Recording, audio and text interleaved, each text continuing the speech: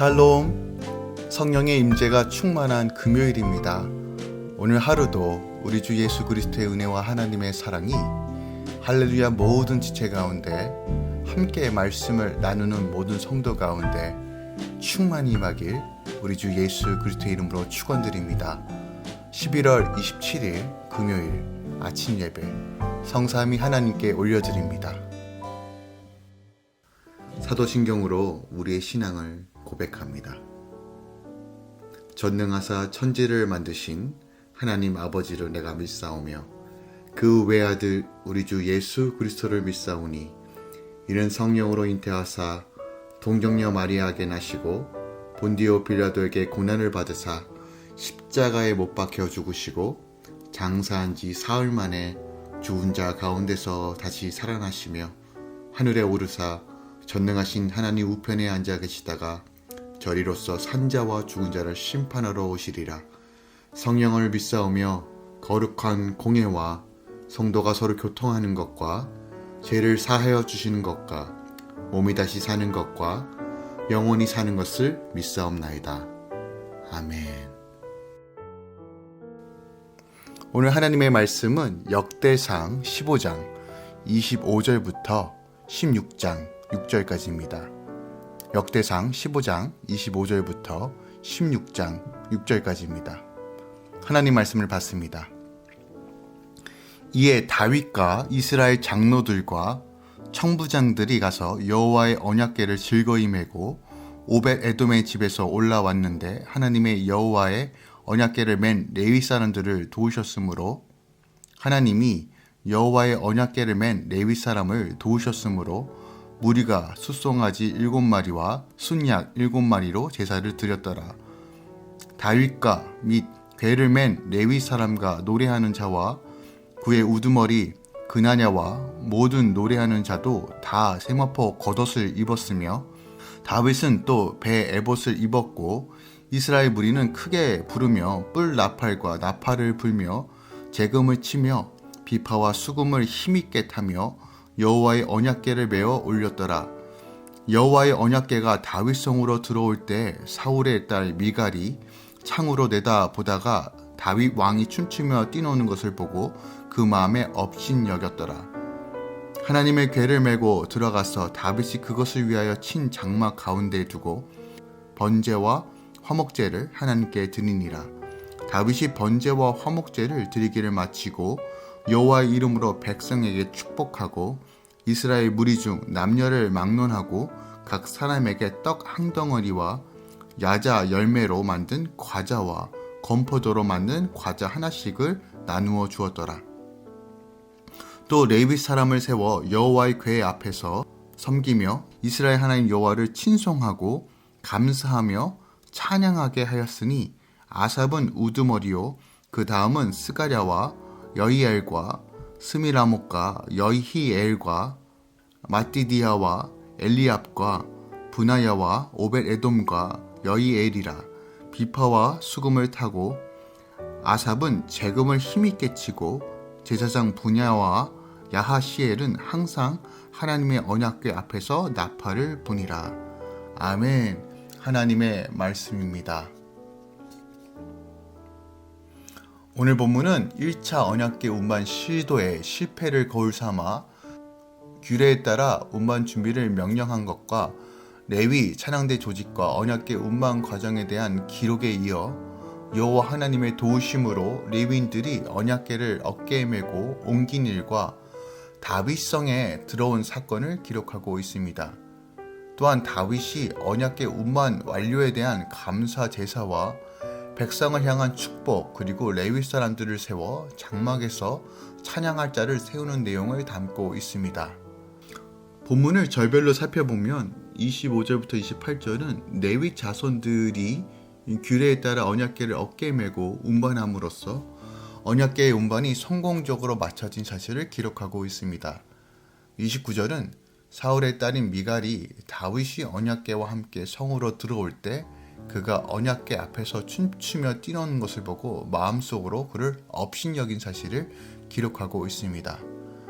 다윗은 언약궤를 옮길 준비를 규례대로 철저히 마친 후 오벳 에돔의 집에서 말씀을 사모하여 언약궤를 즐거이 메고 올라옵니다. 규례대로와 즐거이 메고가 우리 안에 핵심적으로 오는 단어들입니다. 그리고 언약궤를 메고 오게 해주신 은혜에 감사하며 다윗 일행은 하나님께 제사를 드립니다. 또한 찬양대의 연주와 노래로 즐거움과 감사를 표현합니다. 사무엘하 6장 20절부터 21절의 기록에 보면 다윗은 하의가 벗겨진 줄도 모를 정도로 춤추고 뛰놀며 주님을 찬양합니다. 하지만 미갈은 그런 다윗을 업신여깁니다. 이 장면을 통해서 우리가 하나님 앞에서 어떻게 예배하고 어떻게 찬양해야 되는지, 환경과 상황에 상관없이 온전히 기쁨으로 자원하는 마음으로 또한 즐거이 규례대로 드려야 함을 보여주고 있으며, 또한 하나님 임재 앞에서 우리는 절대적인 기쁨을 누릴 수밖에 없다는 사실도 우리에게 보여주고 있습니다. 역대상 16장 1절부터 3절은 언약궤가 성공적으로 예루살렘 회막에 장막에 안치된 것과 다윗이 그것으로 인하여 감사 제사를 올려드리는 내용을 기록하고 있습니다. 예루살렘으로 기쁘게 언약궤를 가져온 다윗은 이제 자신의 궁전에 미리 마련한 장소에 궤를 보관합니다. 그리고 다시 한번 하나님께 범죄로 회개하고 화목제로 감사를 드립니다. 제사를 마친 후에 백성을 축복하며 모두에게 떡과 과자를 나누어 줌으로써 함께 기쁨을 누립니다. 하나님을 향한 예배는 예배에 참석한 사람들을 향한 축복과 나눔으로 이어지는 것을 볼 수 있습니다. 말씀의 은혜는 결국 모두를 위한 것이기 때문입니다. 4절부터 6절은 다윗이 레위인 찬양대를 조직하여 하나님의 언약궤 앞에서 늘 하나님을 섬기며 찬양하게 했다는 사실을 기록하고 있습니다. 다윗은 언약궤, 여호와의 궤를 보관하는 것만으로 만족하지 않았습니다. 그는 언약궤를 하나님의 살아있는 말씀이자 하나님의 현존으로 여겼기에 레위 사람들로 하여금 궤 앞에서 하나님을 높이며 그분께 감사와 찬양을 늘 하도록 했습니다. 그래서 24시간 레위인들은 하나님의 궤 앞에서 하나님을 찬양하고 높여드렸습니다. 오늘 본문을 통해서 우리가 적용해야 할 하나님의 말씀이 무엇이 있을까요? 바로 오늘 본문은 우리 마음 중심에, 내 마음 중심에 하나님만을 모시는 자의 특징, 그 특징이 무엇인지를 너무 분명하게 보여주고 있습니다. 29절 말씀을 보면 다윗은 예루살렘에 하나님의 언약궤가 들어오는 것을 보고 너무 감격하고 기뻐 자신의 바지가 내려간 줄도 모르고 혹은 내려간 줄 알았지만 그것에 개의치 않고 기뻐 춤을 추고 있습니다. 또한 모든 이스라엘 백성들이 하나님의 언약을 상징하는 언약궤가 안치되는 역사적인 사건 앞에서 정말 환호하며 기뻐하며 즐거워하고 있습니다. 하지만 한 사람, 지금 이 감격스러운 일 앞에서 그냥 방관하고 있는 사람이 있습니다. 그것은 바로 사울의 딸 미갈이었습니다. 오늘 15장 하반절에 표현된 내용을 통해 미갈이 어떤 생각과 마음이었는지 우리는 조금 생각해 볼 수 있습니다. 다윗을 포함하여 모든 이스라엘 백성들이 기쁨과 환희로 가득할 때 왜 미갈은 혼자 방관자로 머물러 있었을까요? 그 이유는 다윗 왕이 춤추며 뛰노는 것을 내어다보면서 마음에 업신여겼다라고 역대기 기자가 기록하고 있습니다. 즉 미갈은 다윗 왕이 왕이라는 신분도 잊은 채 기뻐 뛰는 것이 납득이 되지 않고 그로 인하여 마음속에 업신여겼다는 것이에요. 역대기 기자가 마음에라는 표현을 쓴 것은 그녀가 하나님을 마음에 모시지 않았다는 사실을 간접적으로 지적하고 있는 것이에요. 물론 미갈도 하나님을 알고 있었습니다. 그리고 하나님께 예배도 드렸으며 절기마다 하나님께 제사도 드렸을 것입니다. 하지만 그녀의 마음 중심에는 하나님이 계시지 않습니다. 그 결과 그녀의 눈에는 체면, 왕이 마땅히 행해야 하는 의식, 그리고 자신을 바라보는 시선과 위신이 하나님의 임재보다, 하나님의 언약궤가 예루살렘 성 안으로 들어오는 것보다, 주님과 동행하는 것보다 더 가치 있고 옳은 행동이라고 생각한 것입니다.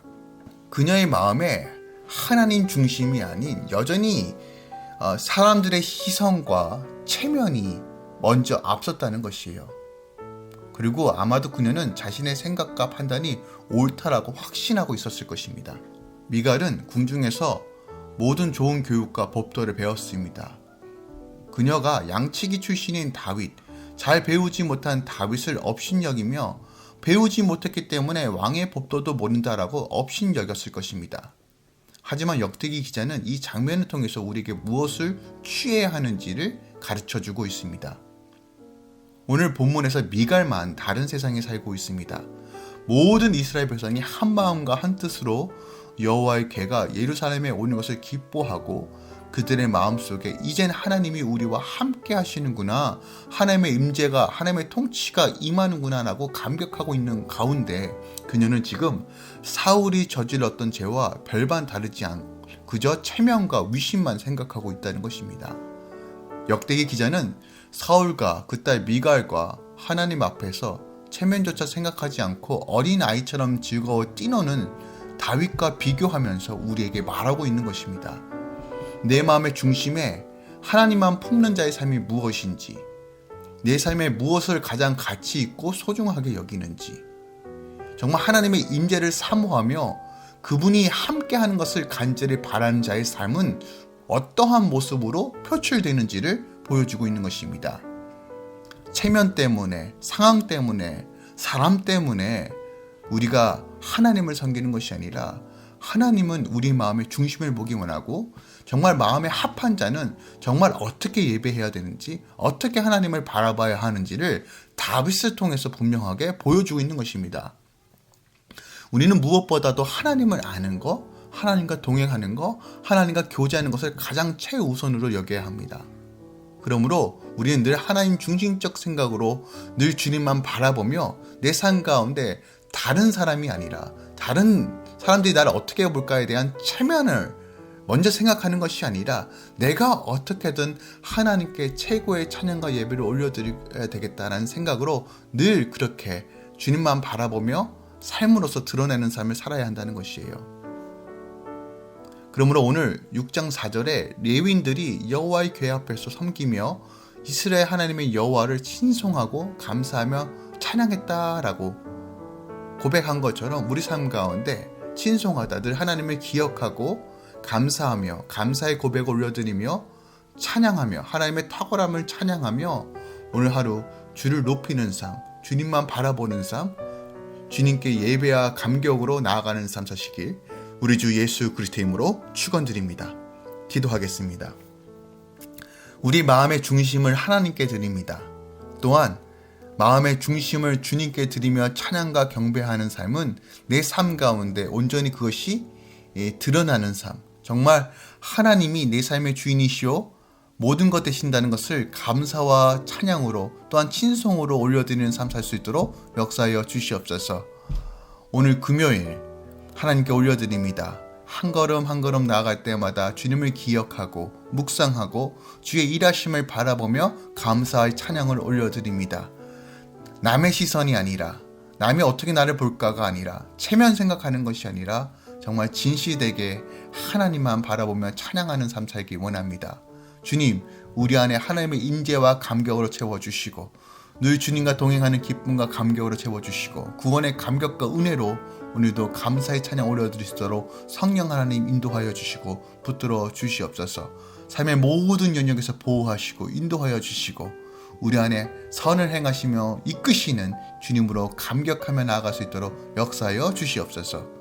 이제는 우리 주 예수 그리스도의 은혜와 우리 하나님 아버지의 놀라우신 사랑과 성령님의 내주교통 충만 역사하심이 오늘도 마음을 다하여 뜻을 다하여 하나님을 사랑하며 찬양하며 결단하며 행하는 모든 주의 자녀들의 삶 가운데 이제부터 영원까지 함께 있을지어다. 아멘.